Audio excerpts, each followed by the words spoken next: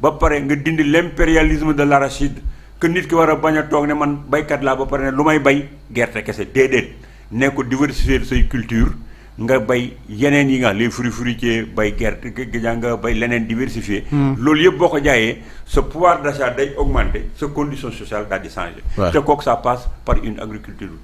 développée maîtrise de l'eau diversification pour que nit ñi mën a liggéey c'est comme ça qu'on gère un pays mais un pays mënoo ko gérer di toog ñëpp bëgg laa topp ñëw présidence de la république ñëpp bëgg nga leen di jox xaalis te mettre le pays en marche tu développes ton secteur privé am de grands travaux ces grands travaux là mooy permettre aux entreprises ñu embaucher nit ñi un pays qui n'a pas de grands travaux mënta dem ma profité nag pour wax l'histoire sur la Chine les partenariats gis nga dama ci bind naa ci ñaari note pour dire une chose la Chine ne connaît que la Chine fait tout pour développer la Chine donc ñun partenariat gagnant-gagnant bi ñuy def ak Chine mooy il faut que la Chine apprenne à faire un transfert de savoir et de technologie que bu ñu dikkee fi ñu boole leen ak suñu secteur privé bi ñuy liggéey ak ñoom di fi def ay input ba pare suñu gars yi ñu bañ ba dañ leen transformer en manutentionnaire tout simplement ils viennent avec leurs ouvriers ils viennent avec leurs banques ils viennent avec leur chantier à exécuter bu ñu dikkee jël suñu gars yi def leen ay manutentionnaires le partenariat avec la Chine amul plus-value d'abord duñ def transfert de technologie ni de savoir yow doo gis benn chinois mosoo dugg marché ba gis fa benn chinois bu fay dox mosoo dugg banque ba gis fa benn chinois le chinois ne fait pas dépôt bancaire jamais le chinois du jënd ci li ngay lekk sa base vie lay am la muy lekk fa la koy créer et ils ont une possibilité d'exporter les devises kon ana l'intérêt de ce truc là et puis chantier bi mu ñuy defal mayuñu ko c'est des échanges que nous faisons en matière première jox la ko ñu jël suñu matière première def seen route dem seen yoon duñu bàyyil benn transfert il faut une commission buy gérer les marchés qu'on donne avec les Chinois nga xam day am l'implication du secteur privé la conditionnalité du transfert de technologie des structures industrielles parce qu'ils ont la technologie boo ko defee noonu di nga xam ne lii jar na nga def ay échange marchandises ak ñoom mais lii ñu defal premier ministre Ousmane Sonko en Chine c'est comme ça qu'il faisait avec Macky Sall Macky Sall il allait en Chine il venait avec Amadou Ba ñu ñëw tëjoog chinois yi il gis nga li ma lay wax ne tax man xam ko parce que man dama nekk ay intermédiation nekk dans le secteur privé di ànd ak ay groupe bëggoon a liggéey ils sont allés en Chine toog ak chinois yi ñu déterminer tout le business plan de l'année tous les chantiers qu'il faut exécuter lañ def bañ ko defee ba pare c'est les Chinois et leurs banques qui viennent exécuter les entreprises qui étaient là toog yi seetaan soo dikkee Macky Sall ne la ah non ça c'est pas inscrit dans le truc bu premier ministre Sonko deful attention ils vont venir ici recopier le même modèle wax leen ne leen damaa bëgg a def BRT bi yóbbu ko fële damaa bëgg a def le Chinois yi ils vont prendre ton carnet de commande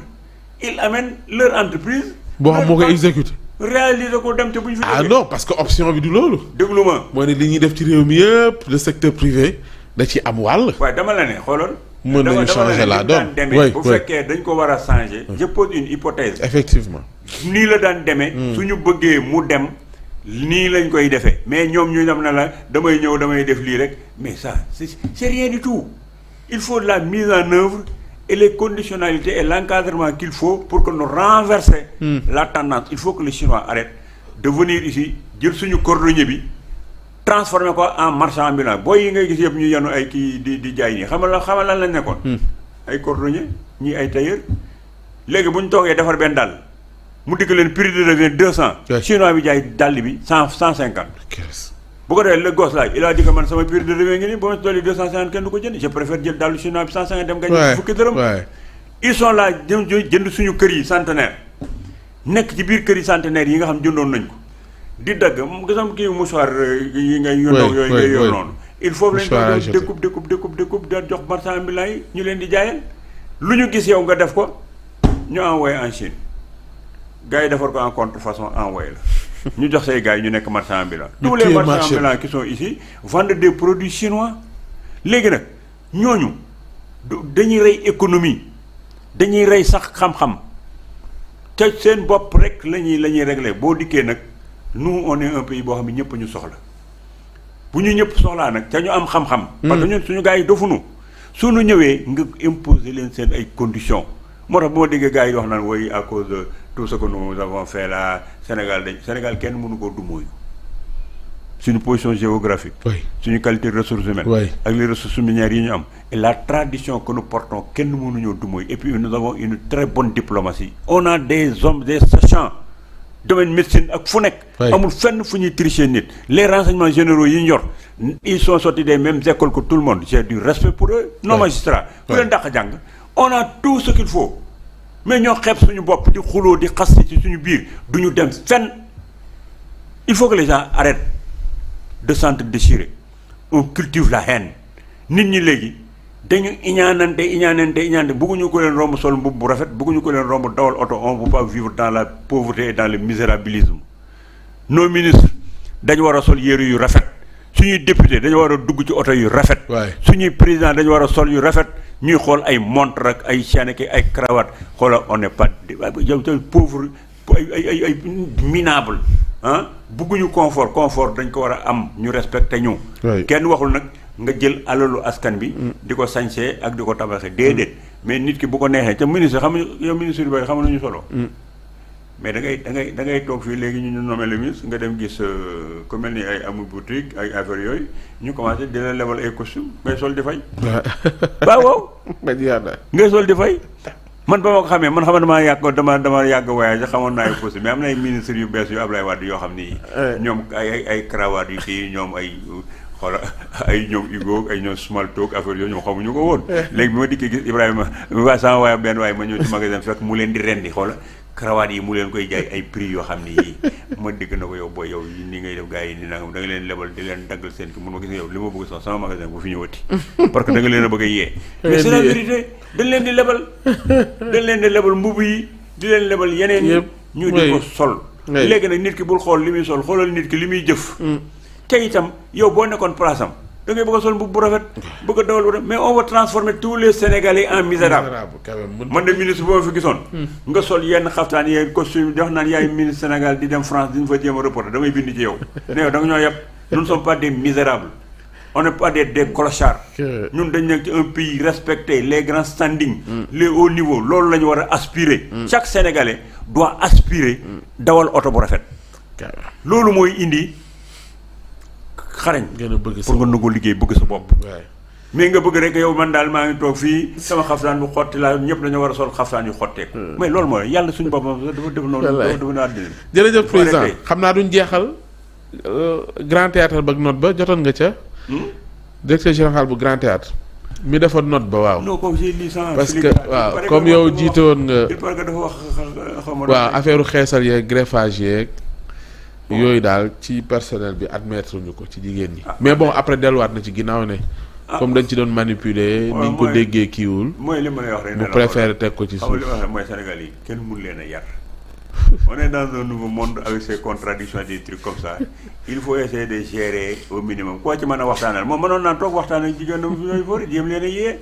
ni leen léegi def leen lii nangam nous sommes dans un milieu de valeurs culturelles yi ñu war a def ak affaire yooyu bu ma sañoon ku dugg fii gis fi le reflet de la culture sénégalaise du théâtre sénégalais kon nag léegi bu ngeen dee ñëw fii solo leen nii def leen nii bu ko defee nit ki foofu la lay respecter fa lay comprendre sénégalais bëggul ku ko imposer soo ko imposer bu ko dul woon def sax gisa bu ko newoon noonu di nga fi jigéen ñoo xam ne sax daaw ñu sol fric sénégalais n'aime pas ça boo ko defee contrainte di ko jaay doole rek mu rébélé oui soo ko baaxul man je l'ai pas lu gis naa ci commentaire effectivement mais il faut rien imposer il faut laisser la loi mu dox leneen li ci def nit ñi ñu rus la moo gën ñu ragal man j'ai été quelqu'un boo xam ne sama entreprise yi ma defoon y avait ay centaine d'ouvriers ñoom ñëpp ba léegi samay xarit lañu ay booy lañu yoo xam ne formé naa leen ñi ngi liggéey mais ñooñu li tax ma laan doon giidee di daw di def ay performance di def lu kenn dul def bu ma defee appel dafa ci gañ lu gars yi def 15 jours man une semaine laa koy def parce que samay ouvrier dañoo dem ñoom ba waxal ko seen bopp ragaluñ ma dañ ma rus sa doom bu la rusee am na lu mu dul def sa kanam bu la ragalee xoolal day def sa gannaaw kon nañ fexe ba nit ñi am respect ci ñun c'est important rus ñu respecter ñëpp yóbbu réew mi ci kanam c'est important ils ont la possibilité de réussir et je dis ici une chose le jour où le président Diomaye ak le premier ministre Ousmane Sonko ñu fexe ba bouleverser ce binôme qu'il constitue là ils peuvent tous dire au revoir pour 2029 Pastef bis bu ñu fexee ba exploser diggante Ousmane Sonko ak Diomaye ku ci présente ñoom élection 2029 doo ko gagné seen force mi ngi ñu nekk la constitution de ce binôme ils n'ont aucune raison d'avoir des problèmes yu impact ci ñun parce que la leen boole woon ñu souffrir ko ba tax ñu dem ba kii dénk ko kii def ko premier ministre ils peuvent toujours discuter pour régler les problèmes du Sénégal dans la réconciliation et dans la continuité de l'État et dans l'écoute des autres qui veulent fructifier ce qu'ils font parce que moomuñu ko suñ ko defee dañuy dem mais bu gaa yi exploser binôme bi kenn ci ñoom ku fi toog fi ginnaaw yàlla de yàlla xawma lu muy def mais man samay prédiction kenn ci ñoom ku ciy gagner élection yi amul parce que quand ils sont séparés ils deviennent fragiles. Thierno Lo ancien ministre ñu koy gërëm di ko sant bu baax gërëm leen ni ñu doon bàyyi xel fii ci réew mi ak ci biti réew on se retrouve demain incha allah.